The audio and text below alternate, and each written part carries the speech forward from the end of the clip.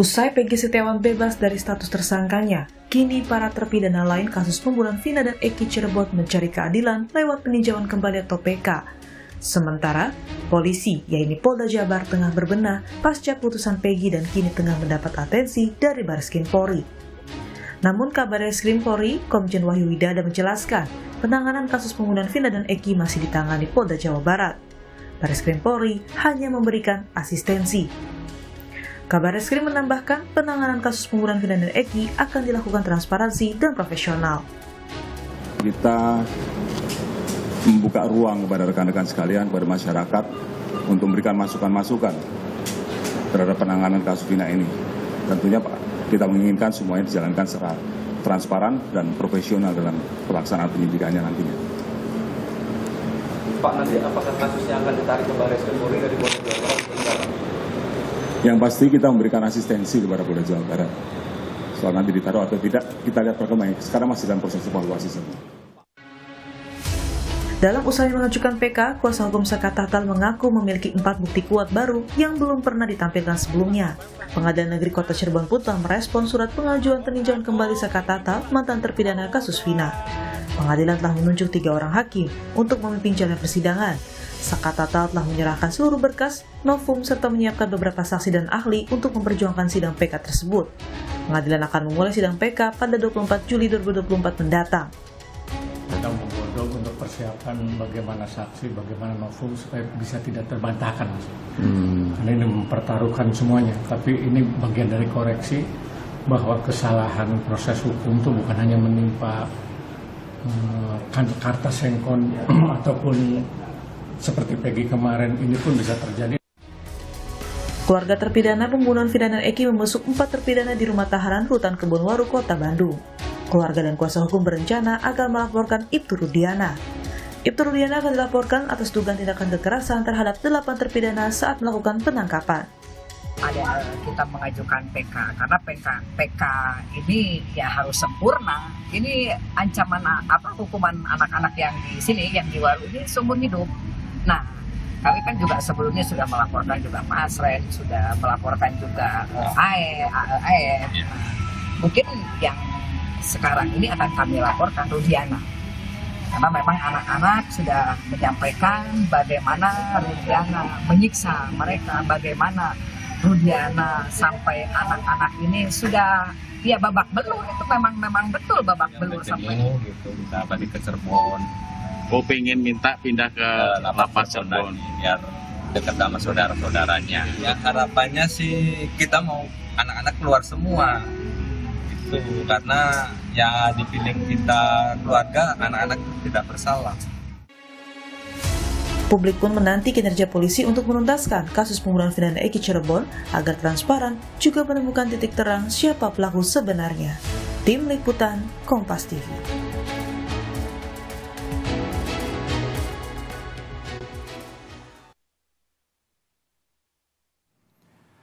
Saudara, Bareskrim Polri memberi atensi khusus pada Polda Jawa Barat agar kasus pembunuhan Vina dan Eki dapat tuntas sesuai profesional dan juga transparan. Lalu asistensi seperti apa yang dimaksud? Apakah kasus Vina sebaiknya diambil alih Bareskrim? Lalu di mana sebenarnya keberadaan Ibtu Rudiana yang juga saksi kunci aib dan juga saksi kunci aib? Dan bagaimana juga wakil rakyat menyoroti kinerja polisi dalam kasus ini? Kita ulas bersama sejumlah narasumber melalui sambungan virtual anggota Kompolnas Yusuf Warsim, lalu kuasa hukum keluarga Vina Reza Pramadia, kuasa hukum 4 terpidana kasus Vina Jutek Bongso, dan nanti juga akan bergabung ada anggota Komisi 3 DPR RI Taufik Basari yang juga mitra kerja Polri. Saya akan ke Pak Yusuf dulu. Selamat pagi Pak Yusuf dan semua, saya sapa dulu nih. Selamat pagi. Selamat pagi. Selamat pagi, Habib. Baik. Saya ke Pak Yusuf langsung. Pak Yusuf, kemarin kan Pak Kabar Eskrim ya, Pak Komjen Wahyu Widada sudah memberikan pernyataan atau sedikitnya sudah bereaksi dengan adanya putusan dari Pengadilan Negeri Bandung pra peradilan ya terhadap Peggy Setiawan yang dikabulkan, lalu juga ada pengajuan PK dari para terpidana kasus Vina. Ini reaksi yang dimunculkan oleh Kabar Eskrim menyikapi fenomena-fenomena itu tadi. Nah, beliau mengatakan akan memberikan asistensi terhadap Polda Jabar yang menangani kasus Vina ini sekarang. Apa makna asistensi ini sebenarnya, Pak Yusuf? Baik, terima kasih. Tentu kita menyambut baik apa yang disampaikan ke publik oleh Pak Kabarisskrim, yang intinya sih pertama apa yang kami sarankan pasca putusan pra peradilan permohonan Peggy Setiawan itu dengan membatalkan tersangka dan menghentikan penyidikan, kami bersaran awal untuk dilakukan analisa dan evaluasi, dan itu sangat jelas disampaikan oleh Pak Kabarisskrim. Pada saat ini dilakukan evaluasi. Yang kedua, terkait dengan asistensi itu sendiri adalah bagian dari bagaimana memberikan asistensi di dalam melakukan awal evaluasi, yang kemudian nanti bagaimana kesimpulannya tentu Barisskrim akan memberikan satu hal yang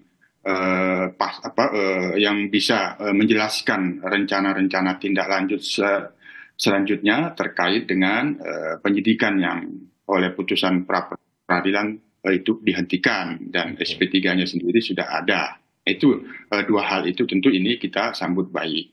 Yang kedua, terkait dengan kami sebagai pengawas, ini kan pasca putusan pra peradilan sudah terpantau ada beberapa upaya-upaya hukum yang dilakukan oleh para pihak. Yang pertama, ada laporan dari pihak terpidana melaporkan Dedek dan EF dugaan keterangan palsu. Nah, yang kedua, ada upaya hukum PK yang dilakukan pihak Saka Tatal. Ini hal-hal yang perlu terus kita cermati dan kita pantau, karena dua hal ini, dua upaya hukum ini dalam pemantauan kita tentu ini kita analisis dan kita evaluasi punya implikasi hukum nantinya. Kalau itu PK-nya dikabulkan, kalau itu nanti laporan Pak Jutek terpidana melaporkan Dedek dan AF ini ada unsur pidananya terus ditingkatkan ke penyidikan, yang kemudian dalam penyidikan ada minimal 2 alat bukti kemudian ditetapkan tersangkanya, ini adalah satu situasi dan kondisi proses hukum yang baru ini memiliki implikasi. Ini tentu kita cermati bagian dari analisa dan evaluasi untuk menentukan rencana-rencana tindak lanjut. Posisi Barisskrim sendiri memberikan asistensi, kami kira itu bagus-bagus saja. Oke. Nah, tapi begini Pak Yusuf, asistensi yang dikatakan oleh Kabarisskrim, bukankah Kabarisskrim sebagai pucuk pimpinan tertinggi reskrim di seluruh Indonesia, di institusi Polri manapun, baik itu Polda, tingkat Polres, maupun juga Polsek begitu, ini apakah memang sudah menjadi tugas sehari-hari asistensi ini? Jadi tidak ada yang spesial, maksudnya jika memang Kabarisskrim menyatakan bahwa selain evaluasi akan mengambil alih misalnya kasus ini, itu alangkah akan lebih konkretnya langkah dari Polri sejauh ini. Nah, apakah asistensi ini dimaknai hanya sebagai tugas-tugas biasa sehari-hari, Pak Yusuf?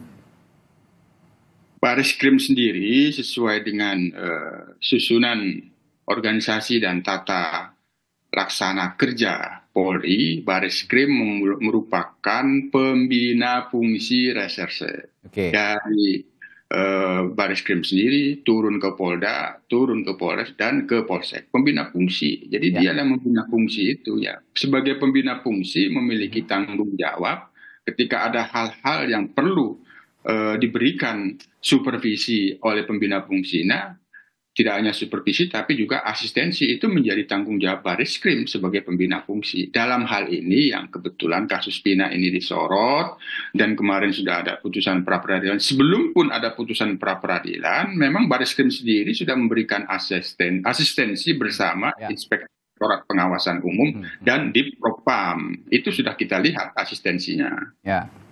Artinya ya memang betul itu adalah kegiatan sehari-hari Barisskrim begitu ya, dalam melakukan tugasnya memberikan asistensi terhadap reskrim di seluruh Indonesia. Tapi langkah konkret lain diharapkan publik saat ini untuk Barisskrim terutama Polri bisa lebih concern, lebih take off, lebih hands on begitu dalam kasus ini.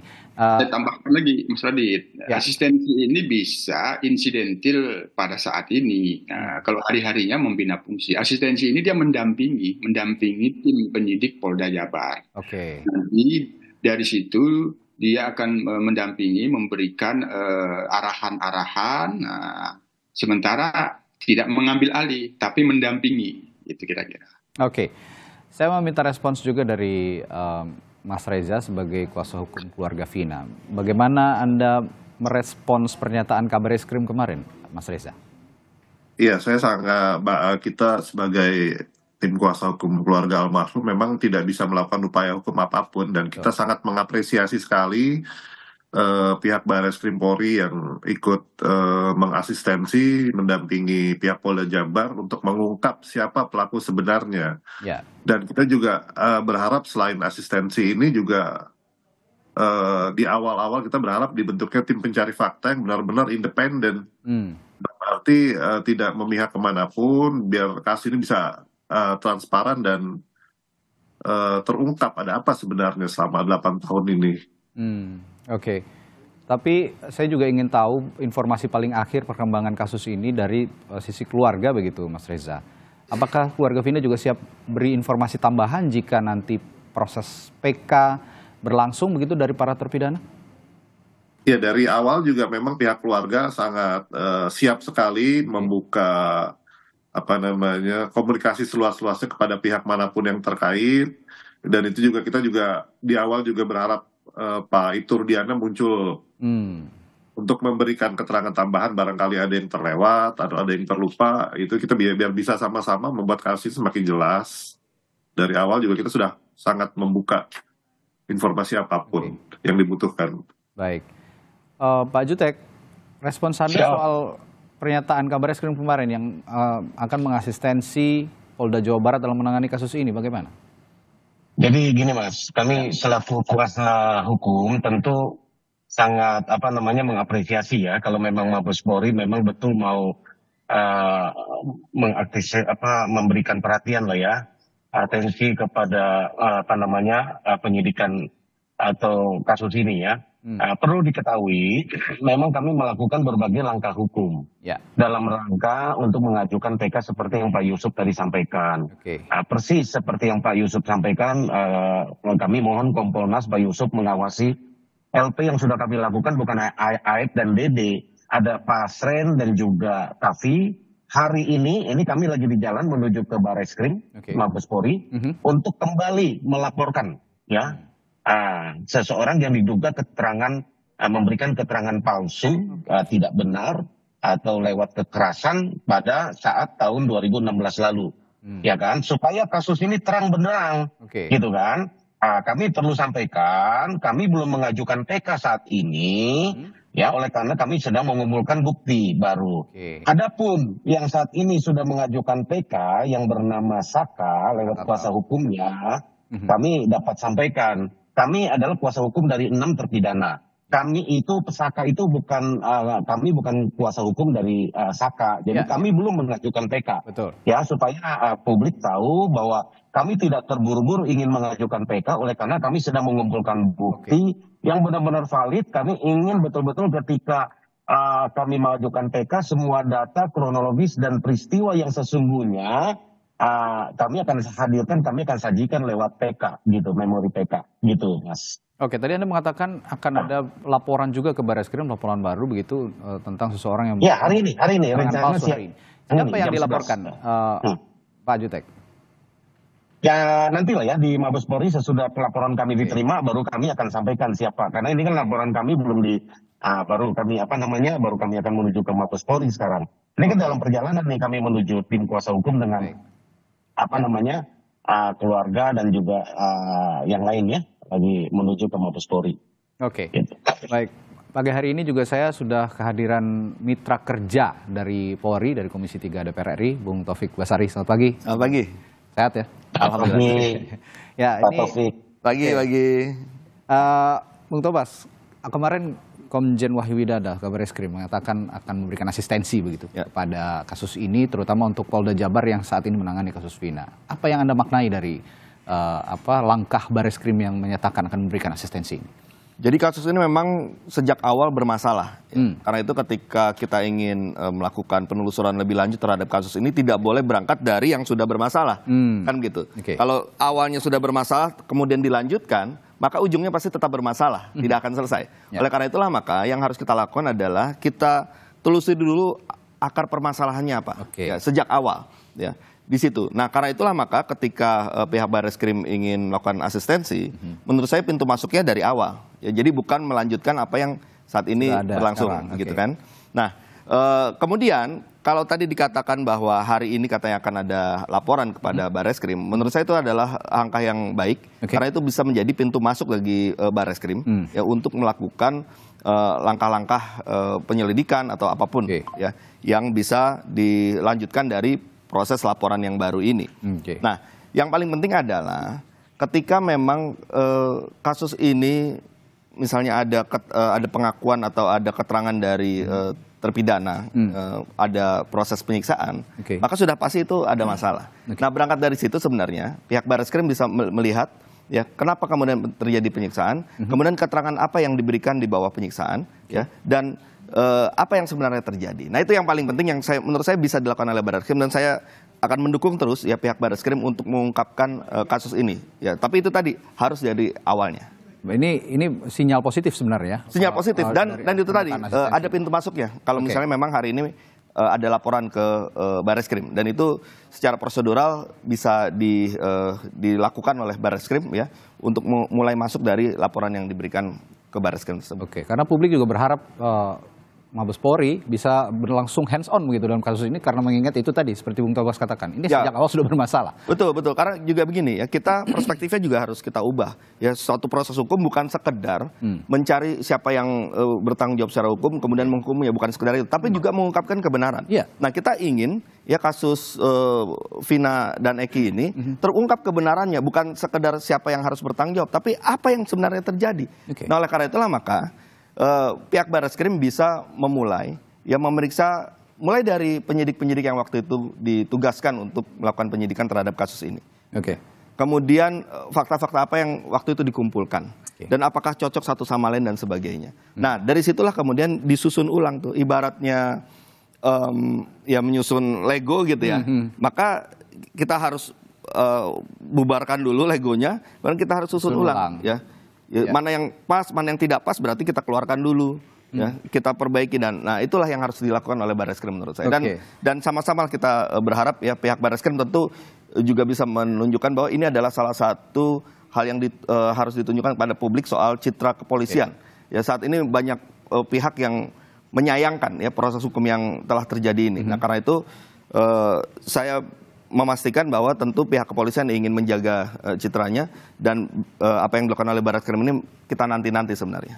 Nah salah satu langkah susun ulang yang dikatakan Bung Tobas tadi itu salah satunya yang dituntut publik adalah mencari keberadaan Ibtu Rudiana, Bung Tobas. Dan saat ini jurnalis Kompas TV yang ada di Cirebon berkali-kali mencari keberadaan Ibtu Rudiana tapi belum juga didapat begitu termasuk ke tempat kerjanya yang saat ini juga sudah dikunjungi jurnalis Kompas TV. Karena beberapa pihak termasuk juga para kuasa hukum terpidana ini menganggap Ibtu Rudiana ini adalah saksi kunci dan juga bisa memberikan keterangan sebenar-benarnya.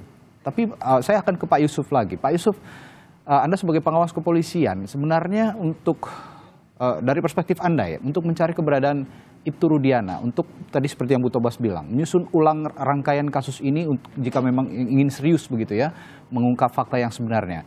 Apakah sesulit ini, Pak Yusuf? Ya itu tadi sebagaimana yang telah kami sampaikan saran awal kami kepada Polda Jabar itu dilakukan analisa dan evaluasi.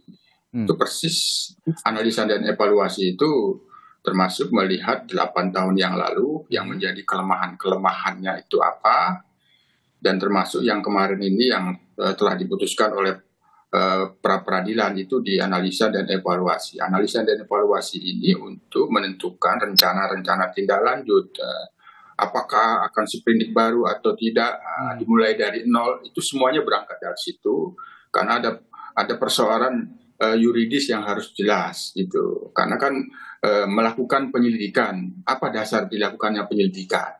Melakukan penyidikan, apa yang menjadi dasar dilakukan penyidikan? Itulah hal-hal yang menjadi hasil analisa dan evaluasi tadi untuk menentukan rencana tindak lanjut, termasuk 8 tahun yang lalu kami Kompolnas sedang mempersiapkan saran dan masukan juga untuk Polda Jabar. Hanya kami pada saat ini ada keperluan untuk bisa meminta konfirmasi ke Ibtu Rudiana langsung, yang dalam hal ini kami berencana untuk bisa bertemu melalui Polda Jabar. Apabila bisa bertemu, tentu kita bisa memastikan apakah Ibtu Rudiana, ayah korban almarhum Eki, di dalam keadaan sehat dan baik-baik saja, sehingga nanti apabila dalam keadaan sehat, kami ada hal-hal yang perlu sekali kami mintakan konfirmasi. Konfirmasi itu sangat penting dalam rangka kami memberikan masukan dan saran kepada Polda Jabar. Nah, respons dari Polda Jabar terkait permintaan Kompolnas untuk bisa berkomunikasi langsung dengan Ibtu Rudiana ini bagaimana sejauh ini? Sementara ini masih kami komunikasikan dan koordinasikan. Jadi rencana kami sendiri permintaan waktunya sekitar akhir Juli ini, karena pada saat ini sedang kegiatan pemantauan supervisi ke wilayah. Jadi waktunya sudah direncanakan dan kita rencanakan akhir Juli. Ya, kalau sejumlah pihak itu termasuk para kuasa hukum terpidana menganggap bahwa Ibtu Rudiana ini merupakan saksi kunci. Apakah perspektif yang sama juga dimiliki Kompolnas sejauh ini, Pak Yusuf? Yang pasti terkait dengan penyidikan 8 tahun yang lalu, ayah korban almarhum Eki, Ibtu Rudiana, adalah pelapor. Nah, tentu kalau pelapor, orang yang melaporkan satu peristiwa ada dugaan tindak pidana, berarti dia melihat, mengalami, atau mendengarkan dari kesaksian oleh orang lain. Kira-kira kan seperti itu. Karena hak dan kewajibannya lah dia melapor. Maka hal-hal yang ini barangkali juga bagian yang kita mintakan konfirmasi nantinya. Baik.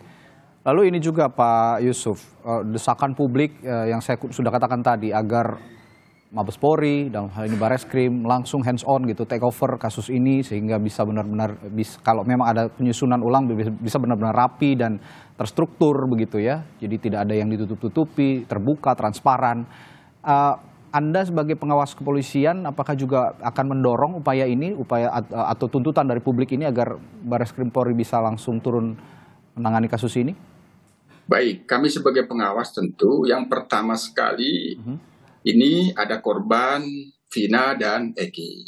Keadilan Vina dan Eki apabila berdasarkan putusan pengadilan negeri Cirebon yang telah berkekuatan tetap itu adalah korban pembunuhan. Maka keadilannya harus diberikan.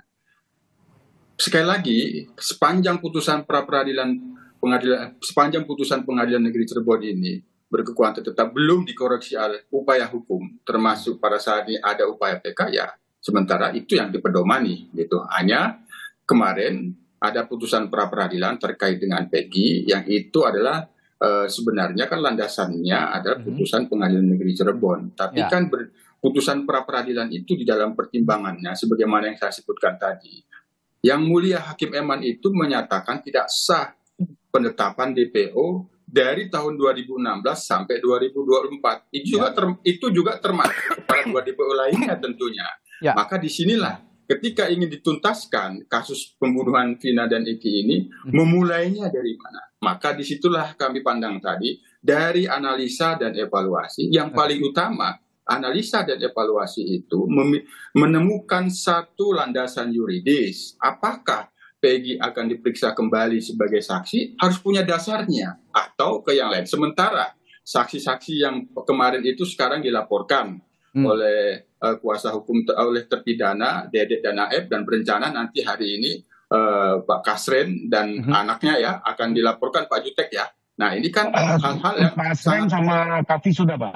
Kavi sudah. Nah ini kan sebuah proses hukum yang ini punya implikasi terhadap rencana-rencana dan tindak lanjut yang akan dilakukan oleh penyidik. Nah ini yang penting agar apa yang dilakukan oleh penyidik nanti tidak menimbulkan persoalan yang itu bagian dari yang sedang laporkan dan nanti diproses penyelidikan. Apabila ada unsur pidananya ditingkatkan ke penyidikan untuk menentukan siapa pelakunya, itu jangan sampai mengalami benturan hukum pada prosesnya. Itu yang kita hindari.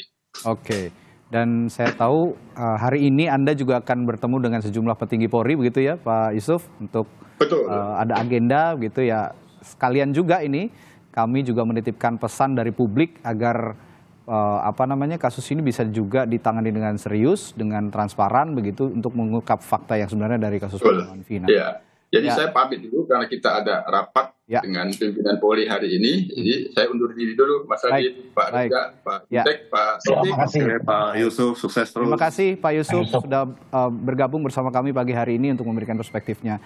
Dan nanti setelah jeda, Saudara, Sapa Indonesia Pagi akan kembali dengan sejumlah narasumber kami yang ada pagi hari ini, termasuk untuk meminta perspektif dari kuasa hukum korban kasus pembunuhan Vina. Bagaimana posisi Ibtu Rudiana yang juga sebenarnya ini dalam posisi perspektif korban juga karena melibatkan anaknya yang sudah meninggal bersama almarhumah Vina. Kami segera kembali sesaat lagi. Tetaplah bersama di Sapa Indonesia Pagi.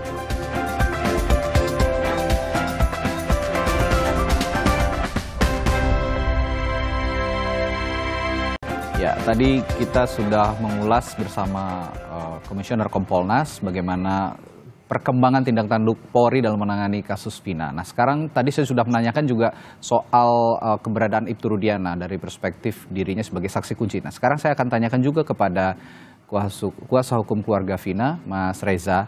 Mas Reza, dalam perspektif sama-sama korban begitu ya, Ibtu Rudiana sebagai ayah korban dan Anda juga sebagai kuasa hukum korban almarhumah Vina begitu. Bagaimana Anda melihat posisi Ibtu Rudiana saat ini? Kalau kemarin kuasa hukum terpidana kasus Vina ini kan mengatakan Ibtu Rudiana ini saksi kunci. Begitupun juga kuasa hukum Peggy Setiawan yang sempat menyinggung soal peran Ibtu Rudiana yang sebagai saksi kunci. Kalau dari kacamata Anda bagaimana, Mas Reza? Iya, memang dari awal terjadinya kasus ini memang semua permasalahan hukum kan dihandle oleh Pak Rudiana pada saat itu. Jadi memang dari pihak keluarga almarhum menyerahkan karena pada saat itu tidak menggunakan kuasa hukum dan memang kurang mengerti hukum, jadi menyerahkan semua permasalahan ini kepada Pak Rudiana karena sebagai sesama keluarga korban.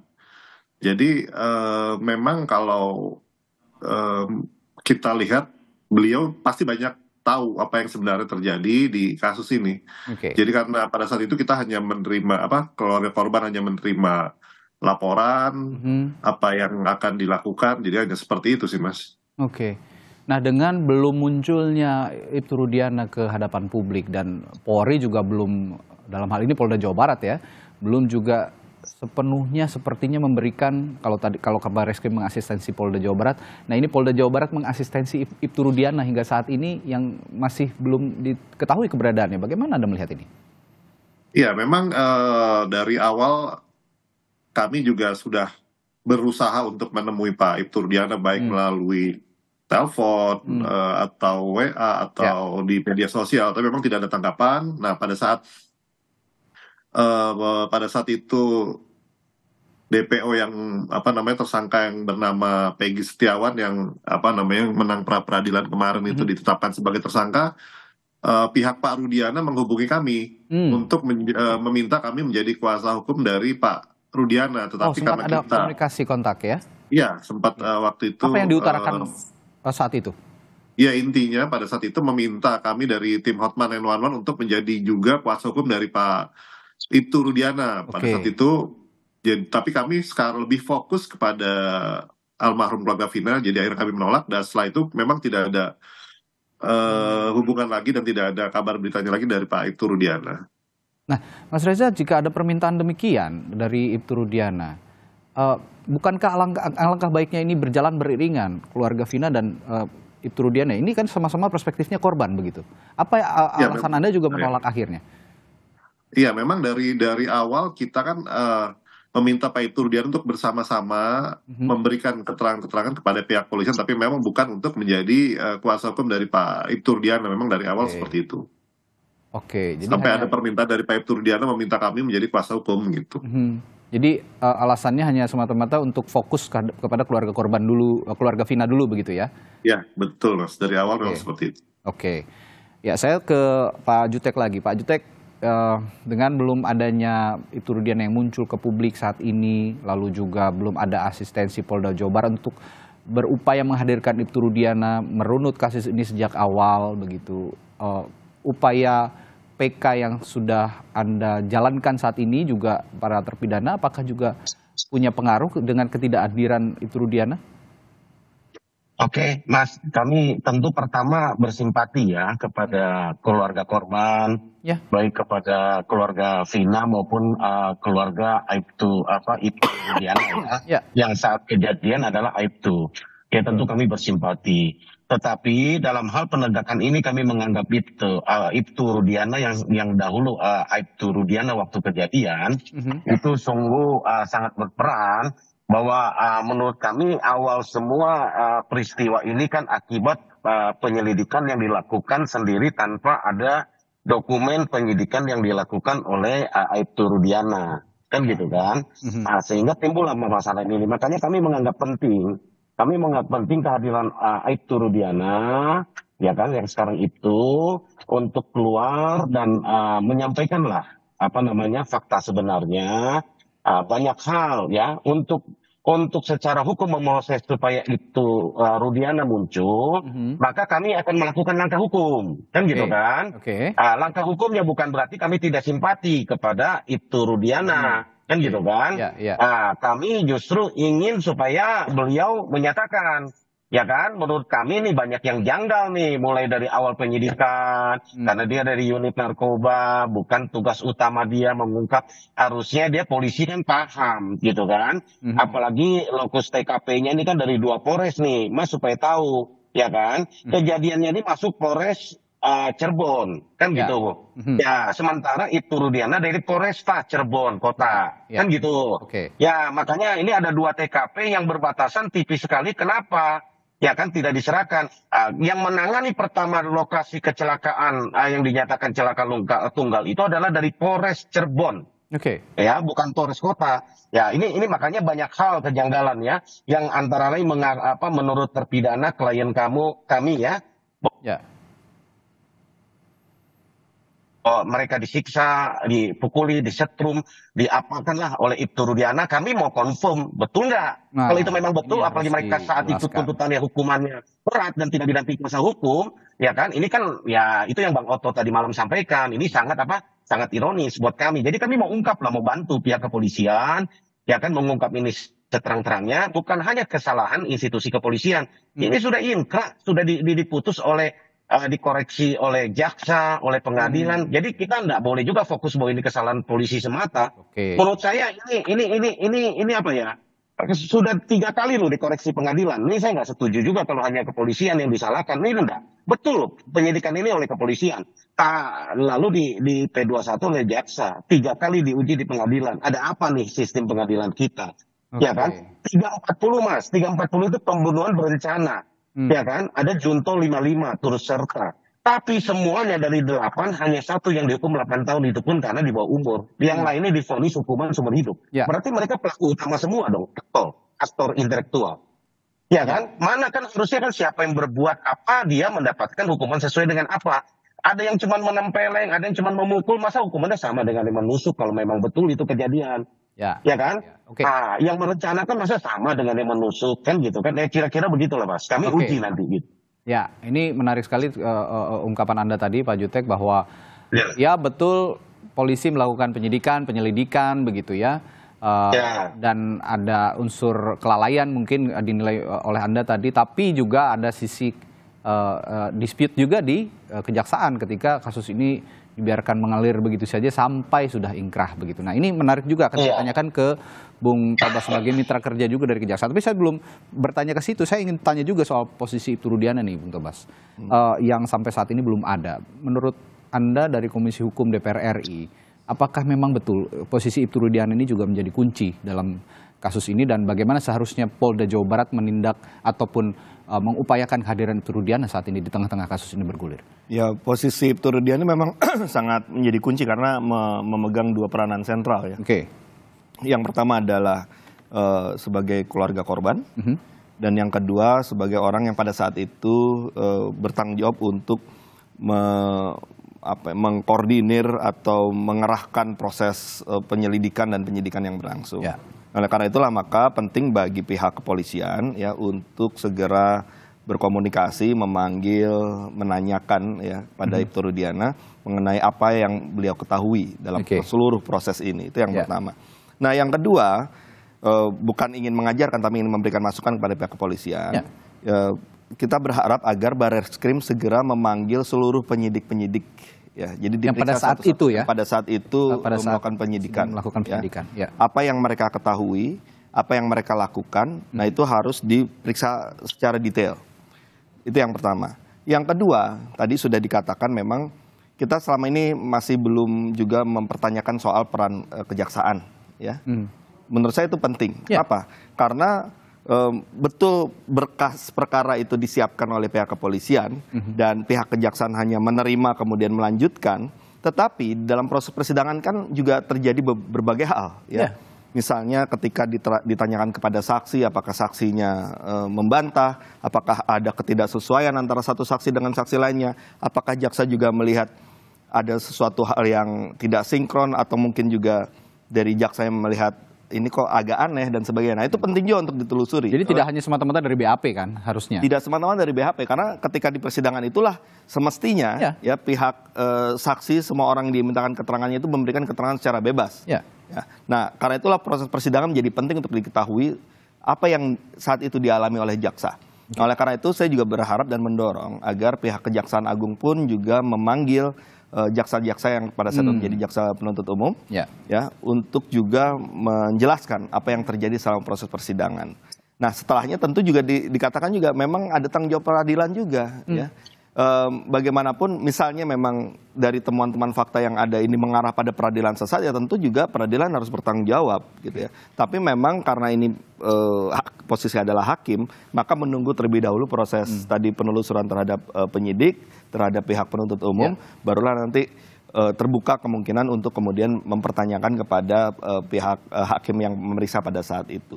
Nah, jadi ini memang tanggung jawab dari semua pihak ya, karena tidak melulu kita harus menyudutkan atau menyalahkan pihak kepolisian, tapi juga kan ada rentetan selanjutnya dari suatu proses hukum sampai bahkan ke pengadilan. Tadi suatu proses yang ada banding, ada kasasi, itu kan satu koreksi sebenarnya. Nah, ketika mungkin saja kemudian temuannya ada masalah dalam proses ini, kan semestinya itu sistemnya berjalan. Nah, kalau misalnya kemudian sistem koreksinya tidak berjalan, ya tentu kita harus lakukan satu pembenahan ya agar ini tidak terjadi lagi di masa mendatang. Jika memang ada temuan-temuan yang menunjukkan atau mengarah pada ini adalah kasus peradilan. Anda melihat ada kealfaan berjamaah dalam kasus ini pada proses pengadilan 2017 yang lalu?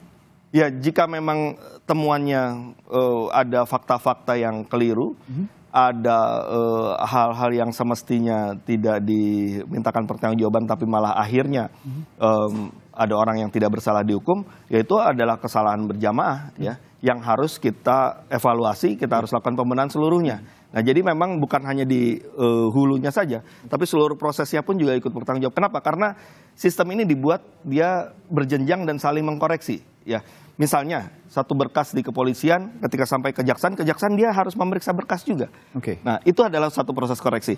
Ketika berkasnya dibawa ke pengadilan, kemudian terjadi persidangan, ada pertanyaan kepada saksi-saksi, kepada terdakwa dan sebagainya, pemeriksaan alat bukti, itu adalah proses koreksi juga.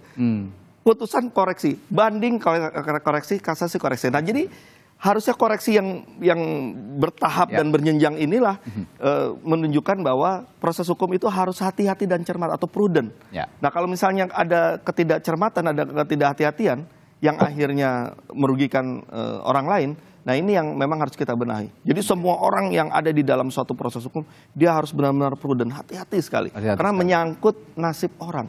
Bayangkan ini ada orang ada orang terpidana gitu ya, dalam kasus tertentu misalnya.